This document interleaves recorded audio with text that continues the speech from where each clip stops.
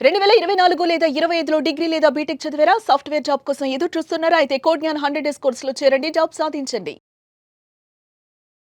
India Pakistan 2 cricket టీంల మధ్య match అంటే ప్రపంచవ్యాప్తంగా ఉన్న క్రికెట్ అభిమానులందరూ కూడా ఎంతో ఆసక్తిగా ఈ మ్యాచ్ కోసం ఎదురు చూస్తుంటారు. దానికి తోడు పహల్గామ్ దాడి తర్వాత ఈ 2 జట్లు తలపడ్డాయంటే స్టేడియంలో మినీ యుద్ధాన్ని తలపిస్తుంది. ఇరు జట్ల ఆటగాళ్ల మధ్య మాటల యుద్ధం, కౌంటర్లు, అలా ఎన్కౌంటర్ లాగా అబ్బా మ్యాచ్ అంటే ఇది కదరా అనేలా క్రికెట్ ప్రేమికులు ఉర్రూతలు ఊగిపోయేలా ఈ మ్యాచ్ జరుగుతుంది. ఇప్పుడు అది చాలదన్నట్టు గ్రూప్ స్టేజ్ సూపర్ 4లో పాకిస్తాన్ను భారత్ జట్టు మట్టి కరిపించిన తర్వాత ఇప్పుడు పాకిస్తాన్తో ఫైనల్ ఆడబోతుంది. సో ఫైనల్ మ్యాచ్లో ఎలా ఉండబోతుంది? వరుసగా మూడవసారి కూడా ఆసియా కప్లో ఫైనల్ మ్యాచ్ని ఇండియా గెలవబోతుందా? అసలు నిజంగా పాకిస్తాను సమ ఉజ్జి అనకూడదని ఇప్పటికే ఇండియాకి సంబంధించినటువంటి క్రికెట్ కెప్టెన్ సూర్యకుమార్ యాదవ్ చెప్పారు. సో చూద్దాం మ్యాచ్ ఎలా ఉండబోతుంది. ఇండియా మళ్ళీ చిత్తుగా ఈ మ్యాచ్లో పాకిస్తాన్ను ఫైనల్లో ఓడించి ఆసియా కప్ను గెలవబోతుంది. దీని గురించి మాట్లాడదాం. మనతో పాటు ఆన్లైన్లో ఉన్నారు స్పోర్ట్స్ అనలిస్ట్, మాజీ ఐపీఎల్ క్రికెటర్ కళ్యాణ్ గారు. సార్ నమస్తే. నమస్తే అండి. కళ్యాణ్ గారు, ఏంటి ఎప్పట్లాగే మళ్ళీ ఇప్పుడు పాకిస్తాన్ని ఇండియా చిత్తుగా ఓడించబోతుంది? ఏదన్నా అనుమానాలు ఉన్నాయా? డౌటే లేదండి. అసలు అందులో ఏమాత్రం సందేహం లేదు. ఎందుకనంటే ఒకప్పుడు మీరు 80లో 70లో ఆ టైంలో 70స్ తర్వాత 80స్లో 90స్ వరకు కూడా చూస్తే మీరు ఇండియా పాకిస్తాన్ అంటే ఆల్మోస్ట్ 2 ఈక్వల్ ఒపోనెంట్స్ ఫైట్ చేసుకుంటున్నట్టు అప్పుడు కాస్త పాకిస్తాన్ డామినేట్ చేసేది ఇండియా మీద. బట్ ఇప్పుడున్న పరిస్థితుల్లో Indian team last 2000 Dhoni captaincy ఎప్పుడైతే ధోని క్యాప్టెన్సీ తీసుకున్నాడో, సౌరవ్ గంగూలీ క్యాప్టెన్సీ తీసుకున్నారో ఆ తర్వాత నుంచి కనుక ట్రాక్ రికార్డ్ చూస్తే ఇండియా దరిదాపుల్లో కూడా పాకిస్తాన్ ఎక్కడా కూడా క్రికెట్ ఆడట్లేదని క్లియర్గా మనందరికీ అర్థమైంది. అండ్ ట్రాక్ రికార్డ్ కూడా చూస్తే T20లో సూర్యకుమార్ యాదవ్ ఆల్రెడీ చెప్పాడు ఏమని, ఇది ఒక వార్ లాంటి మ్యాచ్, అది ఇదంటే ఊరుకోండి మరీ కామెడీ చేస్తున్నారండి మీరు అన్నాడు. దానికి కారణం కూడా ఏంటంటే మరి వరుసగా ఇప్పటి వరకు జరుగుతున్నటువంటి లాస్ట్ ఒక 7-8 T20స్లో ఇండియాదే గెలుపుంది. ఒక్క మ్యాచ్ కూడా పాకిస్తాన్ గెలవలేదు.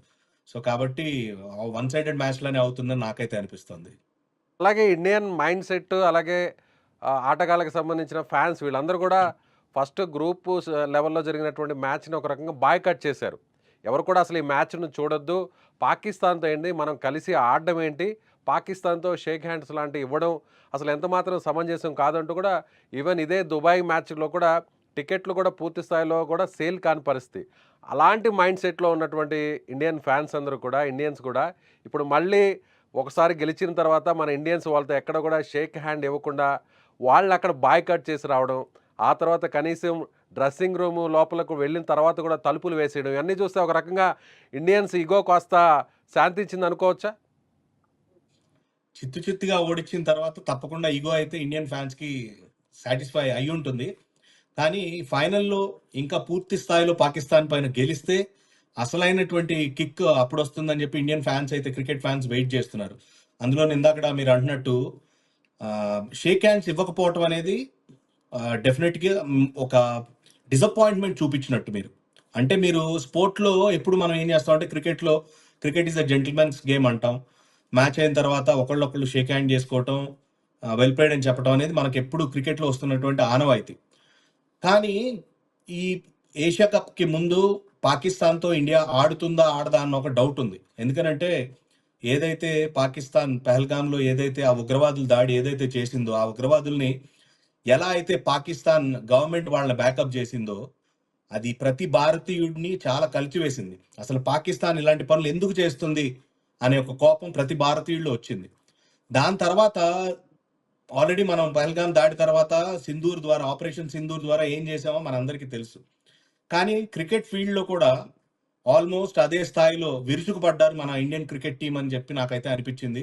ఒక ఫుల్ సాటిస్ఫాక్షన్ క్రికెట్ ప్లేయర్గా, ఎక్స్ ప్లేయర్గా, ఫార్మర్ ప్లేయర్గా ఒక ఆపోజిషన్ టీం మనకి ఏదన్నా డైరెక్ట్గా చేయకపోయినా వాళ్ళ బిహేవియర్ కానీ వాళ్ళు చేసిన దానికి తిరిగి ఇచ్చేయటం అంటారు కదా, అలా తిరిగి ఇచ్చేస్తే ఆ కిక్కే వేరుంటుంది. ఆ కిక్ నేనైతే యాజ్ ఎ క్రికెట్ ఫ్యాన్గా, ఎక్స్ ప్లేయర్గా నేనైతే చాలా ఎంజాయ్ చేశాను.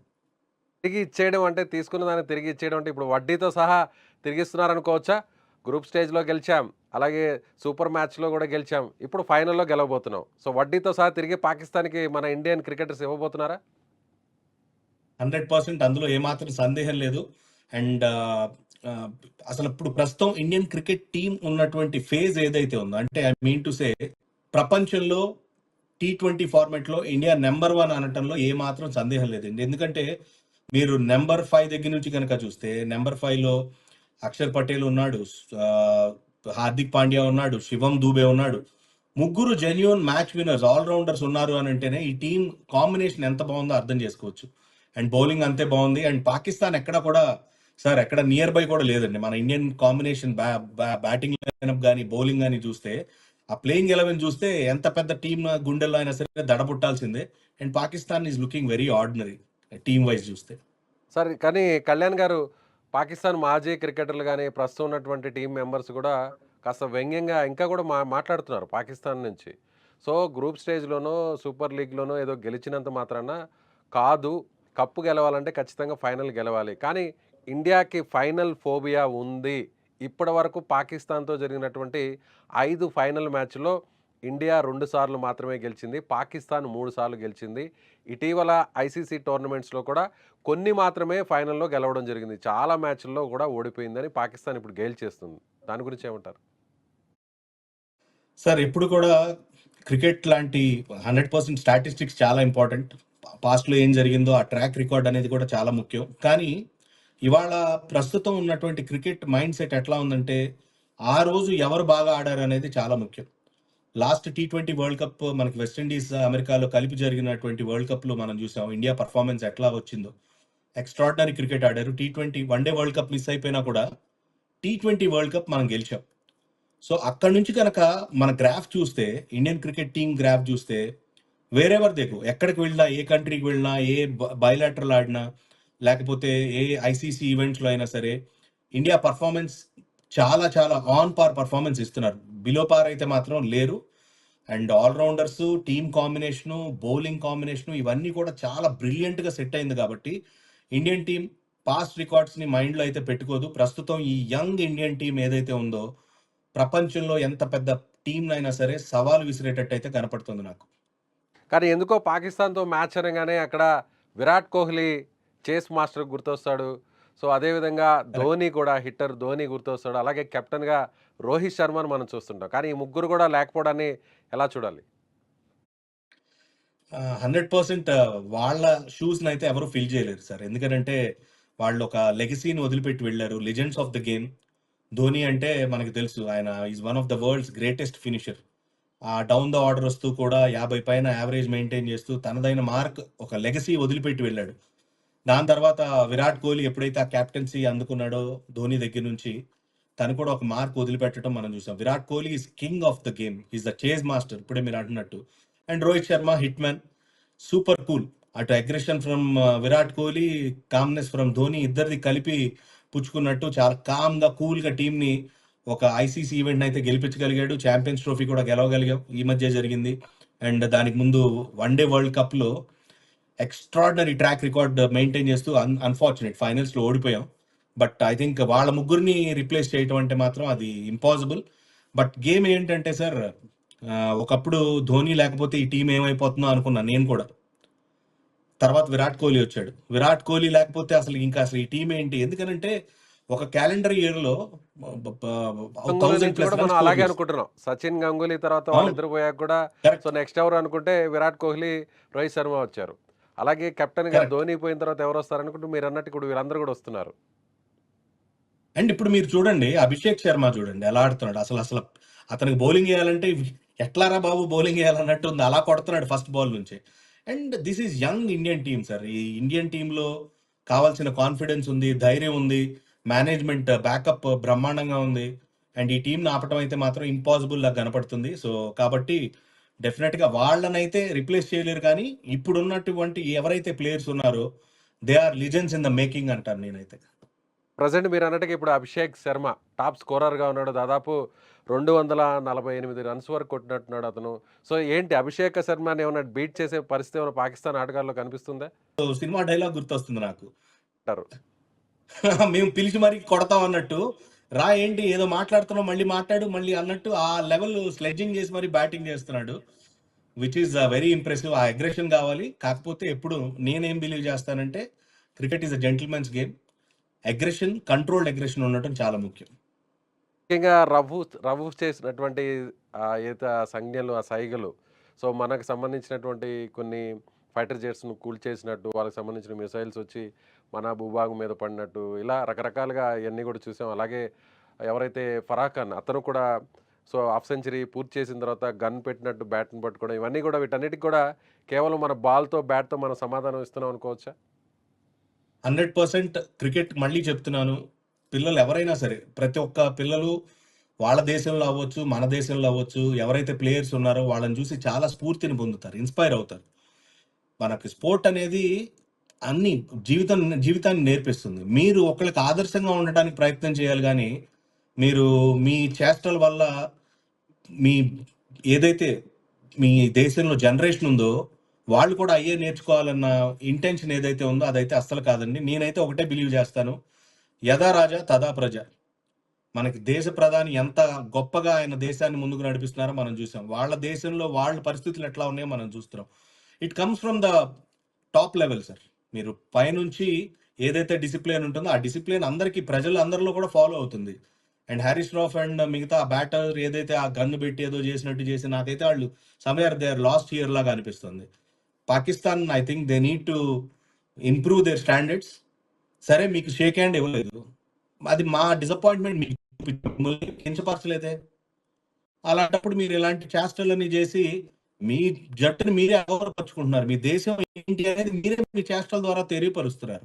నాకైతే యాస్ ఎ క్రికెటర్‌గా ఒక క్రికెటర్ ఇలాంటి పని చేస్తారని అయితే మాత్రం అసలు ఊహించలేదు.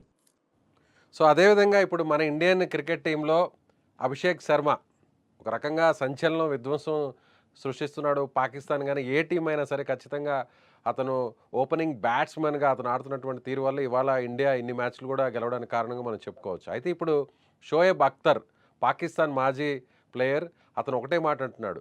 ఒక్క అభిషేక్ శర్మను ఔట్ చేస్తే చాలు ఇండియా పని అయిపోయింది. పాకిస్తాన్ గెలవడం చాలా ఈజీ అన్నట్టుగా మాట్లాడుతున్నారు. ఏమంటారు? అంటే పాపం ఇలానే అనుకునేవాడు ఆయన కూడా. సచిన్ ఒకడిని ఔట్ చేస్తే చాలు అనుకునేవాడు. ఆయన బౌలింగ్ చేసే రోజుల్లో. వీవీఎస్ లక్ష్మణ్ వచ్చి కింద ఉతికి ఆరేసేవాళ్ళు. సో క్రికెట్‌లో it is not just only మాటలతో కాదండి. మాట్లాడితే క్రికెట్ అయిపోదు. గ్రౌండ్‌లో మీరు చేసే ఏదైతే ఎఫర్ట్ ఉంటుందో అది చాలా ముఖ్యం. మీరు మొన్న మ్యాచ్‌లో కూడా చూస్తే హార్దిక్ పాండ్యా వచ్చాడు. మిడిల్ ఆర్డర్‌లో తన రన్ స్కోర్ చేశాడు. దాని తర్వాత మన బ్యాటింగ్ ఆర్డర్ 100% సూర్య లాంటి వాళ్ళు ఇంకా క్లిక్ కాలేదు. బట్ గేమ్‌కి, సిట్యుయేషన్‌కి తగ్గట్టు ప్రతి ప్లేయర్ ఆ రెస్పాన్సిబిలిటీ తీసుకొని ఆడటం అనేది మనం చూస్తున్నాం. శుభ్మన్ గిల్, అభిషేక్ శర్మ కాంబినేషన్ కూడా ఒక లాస్ట్ గేమ్‌లో చూసాం. సో తప్పకుండా ఈ స్ట్రాంగ్ బ్యాటింగ్ లైనప్ ఏదైతే నంబర్ 8, నంబర్ 9 వరకు బ్యాటింగ్ లైనప్ ఉంది. ఒక అభిషేక్ శర్మ లేకపోతే మిగతా వాళ్ళందరూ కలిపి ఒక్కసారి క్లిక్ అయ్యారంటే చాలు.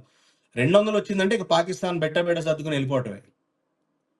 సో ఫైనల్‌గా టాస్ కీలకం కాబోతుందా? సో ఫస్ట్ ఎవరు టాస్ గెలిస్తే బ్యాటింగ్ తీసుకుంటారా? లేదంటే చేసింగ్ తీసుకుంటారా?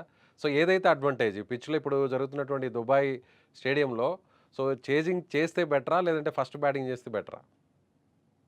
అంటే మీరు లీగ్ ఫేజ్‌లో, సూపర్ 4లో చూస్తే చేస్ చేస్తూ పాకిస్తాన్ పైన ఇండియన్ టీమ్ గెలిచారు. తప్పకుండా నాకు తెలిసి చేస్ చేస్తేనే ఆ అడ్వాంటేజ్ ఉందన్నట్టు నాకైతే అనిపిస్తుంది. ఎందుకనంటే ఈ దుబాయ్ పిచ్‌లో క్లియర్‌గా బాల్ కాస్త స్లో ఉందండి. బాల్ కొంచెం ఆగి రావటం. ఔట్‌ఫీల్డ్ కూడా చూస్తే చాలా పెద్ద డైమెన్షన్స్ ఉన్నటువంటి ఔట్‌ఫీల్డ్ ఉంది. అంటే గ్రౌండ్ చిన్నది కాదు. పెద్ద డైమెన్షన్స్ ఉన్నాయి. సో స్పిన్నర్స్ చాలా క్రూషియల్ రోల్ ప్లే చేస్తారు. Especially Kuldeep will be playing a major role. Varun Chakravarthy will be playing a major role. మనకున్న వెరైటీ చూడండి. అక్షర్ పటేల్ ఉన్నారు. ముగ్గురు క్వాలిటీ స్పిన్నర్స్ ఉన్నారు. సో కాబట్టి నన్నడిగితే మాత్రం టాస్ ఇండియన్ టీమ్‌కి పెద్ద క్రూషియల్ అవ్వకపోవచ్చు కానీ, పాకిస్తాన్ నిజంగా ఆళ్ళు ప్రే చేస్తా ఉంటారు. మేము టాస్ గెలవాలి, మేము చేజ్ చేస్తాం. ఎందుకనంటే 2 సార్లు ఇండియన్ టీమ్ చేజ్ చేస్తూ గెలిచారు కాబట్టి, వాళ్ళ మైండ్ సెట్ ఏంటంటే మనం చేజ్ చేసి గెలవచ్చేమో అన్న థాట్ ఉంటుంది. బట్ టాస్ పెద్ద ఫరక్ పడదండి. ఇండియన్ టీమ్‌కి నాకు తెలిసైతే it doesn't make any difference. ఇలా వాళ్ళు టాస్ గెలిచి చేజింగ్ తీసుకుంటే మన ఎవరైతే బౌలర్స్ ఉన్నారో బుమ్రా పరిస్థితి ఎలా ఉండబోతుంది? కానీ ఇప్పుడు బుమ్రా అనుకున్న విధంగా వికెట్స్ తీయలేకపోతున్నాడు. హర్షదీప్ కూడా ఫేస్ బౌలింగ్‌లో అనుకున్నట్టుగా రాణించలేకపోతున్నాడు. ఇక్కడ స్పిన్నర్స్ మాత్రమే మీరన్నట్టుగా కుల్దీప్ యాదవ్ గానీ, వరుణ్ చక్రవర్తి ఈ ఇద్దరే ఇప్పటివరకు కూడా కీలకమైన వికెట్లు తీశారు. సో అక్షర్ పటేల్ కూడా అనుకున్న స్థాయిలో కూడా వికెట్స్ తీయలేదు. బౌలర్స్ పాత్ర ఎలా ఉండబోతుంది?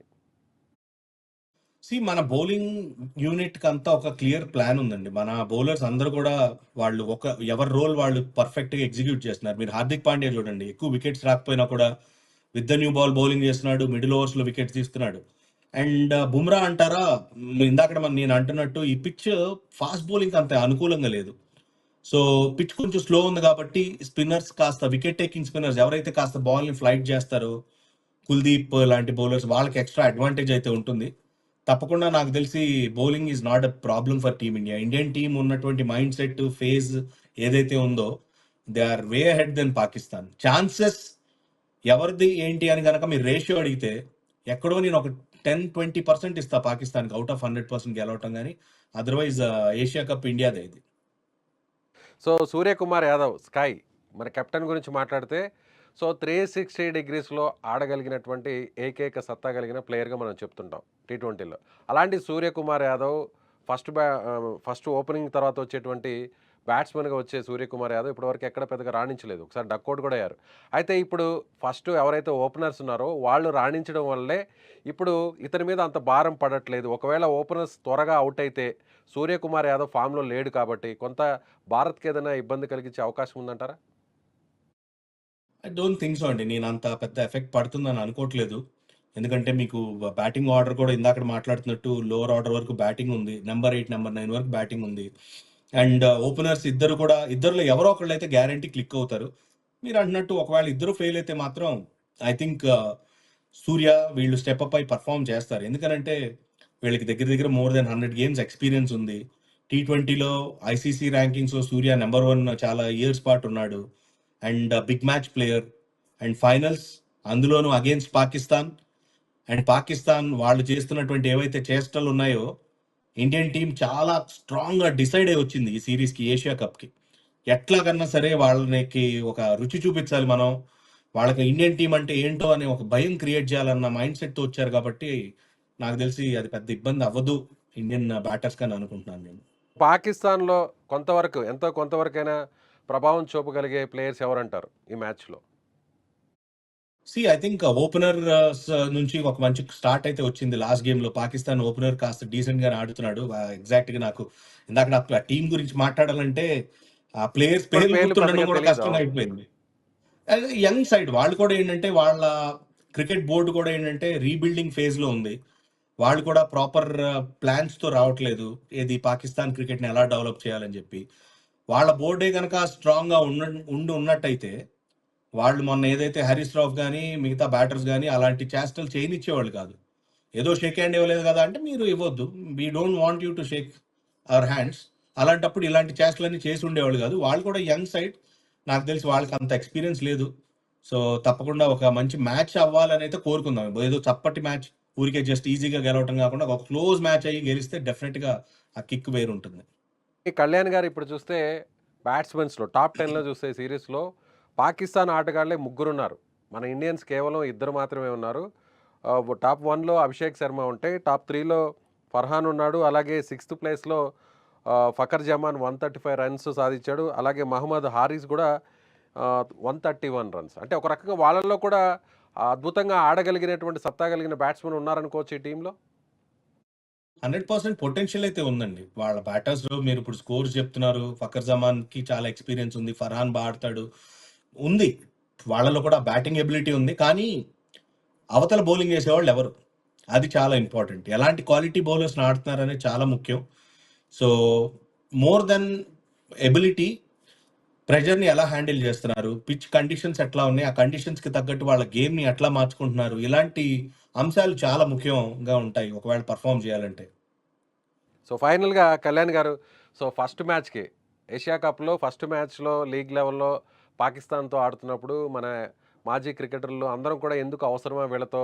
ఇలాంటి మ్యాచ్‌లు అవసరమా? పాకిస్తాన్ ఏం చేసిందో మనకు తెలుసు. ఆపరేషన్ సింధూర్‌కి ముందు పహల్గామ్ అటాక్‌లో అని కూడా మాట్లాడుతూ వచ్చారు. ఆ తర్వాత మనం షేక్ హ్యాండ్ ఇవ్వలేదు. ఆ తర్వాత మంచి గుణపాఠం చెప్పాము. మంచి పని చేశారు మన ప్లేయర్స్ అని కూడా అనుకున్నాం. సెకండ్ మ్యాచ్‌లో ఆటగాళ్ళు చేసినటువంటి సంజ్ఞలు, ఆ సైగలన్నీ కూడా అందరికి కూడా చాలా కోపాన్ని తెప్పించాయి. సో అక్కడ కూడా ఆ మ్యాచ్‌లో కూడా మనం చిత్తుగా ఓడించాం. అయితే ఇప్పుడు ఈ మ్యాచ్‌కి, ఫైనల్ మ్యాచ్‌కి అనుకున్నటువంటి రెస్పాన్స్, క్రేజ్ వస్తుందా? సో ఫైనల్ మ్యాచ్‌లో ఇప్పుడు ఇండియా, పాకిస్తాన్ తిరిగి చాలా సంవత్సరాల తర్వాత తలపడుతున్నాయి కాబట్టి, మళ్ళీ కూడా ఆ ఫేవర్ అలా అలాగే కంటిన్యూ అవుతుందా, లేదంటే అందరూ కూడా బాయ్కాట్ చేసే అవకాశం ఏమైనా కనిపించే ఛాన్స్ ఉంటుంది? లేదండి. మన ప్రత్యర్థిని మన కళ్ళెదురుగా మన టీమ్ ఇండియా ఓడిస్తే అది చూడటానికి 100% ప్రతి భారతీయుడు సిద్ధంగా ఉంటారు. అండ్ క్రికెట్ తెలియని వాళ్ళు కూడా పాకిస్తాన్ లాంటి చేసిన ఏదైతే ఆ దుశ్చర్య ఉందో, లేకపోతే ఇప్పుడు ప్లేయర్స్ వాళ్ళ బిహేవియర్ ఏదైతే ఉందో, వాటి అన్నిటికీ మన ప్రదర్శనతో సమాధానం చెప్పి ఓడిస్తే మాత్రం నాకు తెలిసి ఇండియా మొత్తం సంబరాలు చేసుకుంటారు. అందులో ఏ మాత్రం డౌట్ లేదు. భారత్ మాతాకి జై అనే మాట చాలా గట్టిగా దేశమంతా కూడా వినపడుతుందని నేనైతే గట్టిగా నమ్ముతున్నాను. తప్పకుండా టీమిండియా గెలుస్తుంది. నేను కూడా చెప్తున్నా భారత్ మాతాకి జై. మాతాకి జై. ఎస్ కళ్యాణ్ గారు, థ్యాంక్ యూ సో మచ్. మీరు అన్నట్టుగా ఖచ్చితంగా పాకిస్తాన్కు మరోసారి బుద్ధి చెప్పే అవకాశం మన ఇండియన్ క్రికెట్ టీంకి వచ్చింది. ఇప్పటికీ 2 మ్యాచ్ల్లో కూడా చిత్తుగా ఓడించినటువంటి మన ఇండియన్ క్రికెట్ టీం ఇప్పుడు ఫైనల్ మ్యాచ్లో చాలా సంవత్సరాల తర్వాత పాకిస్తాన్ మీద కసి తీర్చుకోబోతుంది. ఇప్పటికే ఆపరేషన్ సింధూర్లో, పహల్గామ్ అటాక్ తర్వాత ఆపరేషన్ సింధూర్లో పాకిస్తాన్కు బుద్ధి చెప్పినటువంటి మన ఇండియన్ ఆర్మీ ఇప్పుడు అదే స్థాయిలో మన ఇండియన్ క్రికెట్ ఆర్మీ కూడా పాకిస్తాన్కి బుద్ధి చెప్పబోతుంది. టీమిండియా పాకిస్తాన్ మీద ఫైనల్లో ఘన విజయం సాధించి మన ఇండియన్స్కి ఒక గిఫ్ట్గా కప్పును, ఏషియా కప్పును ఇవ్వబోతుంది. పాకిస్తాన్ చిల్లర చేష్టలకు, పాకిస్తాన్ చేస్తున్నటువంటి సైకిల్కు, పాకిస్తాన్ చేస్తున్నటువంటి చేష్టలకు సరైన గుణపాఠం చెప్పడానికి మన ఇండియా సిద్ధంగా ఉంది. సో రాబోయేటువంటి సండే ఇండియా పాకిస్తాన్ మ్యాచ్తో ఒక్కసారిగా ప్రతి ఇండియన్ కూడా పాకిస్తాన్ను చిత్తుగా ఓడించి తిరిగి పాకిస్తాన్కు ఆ క్రికెట్ ప్లేయర్స్ను పంపించడానికి మన ఇండియన్ క్రికెట్ టీం సిద్ధంగా ఉండడాన్ని, ఆ విజయాన్ని కళ్ళెదుటుగా లైవ్లో చూడడానికి ప్రతి భారతీయుడు కూడా సిద్ధంగా ఉన్నారని కళ్యాణ్ గారు చెప్తున్నారు. ఖచ్చితంగా మనం అందరం కూడా ఇండియన్ టీమ్ పాకిస్తాన్ను చిత్తుగా ఓడించాలని కోరుకుంటున్నాం. ఈ వీడియో చూస్తున్నటువంటి మీకు ఏమనిపిస్తుంది? పాకిస్తాన్కు ఫైనల్లో భారత్ను ఎదుర్కొనేటువంటి సత్తా ఉందా? ఆపరేషన్ సింధూర్ లాగే ఇక్కడ పాకిస్తాన్ క్రికెట్ టీం కూడా చతికిల పడిపోతుందా? మీరేమనుకుంటున్నారో మీ అభిప్రాయాన్ని కామెంట్ రూపంలో తెలియచేయండి. Thank you.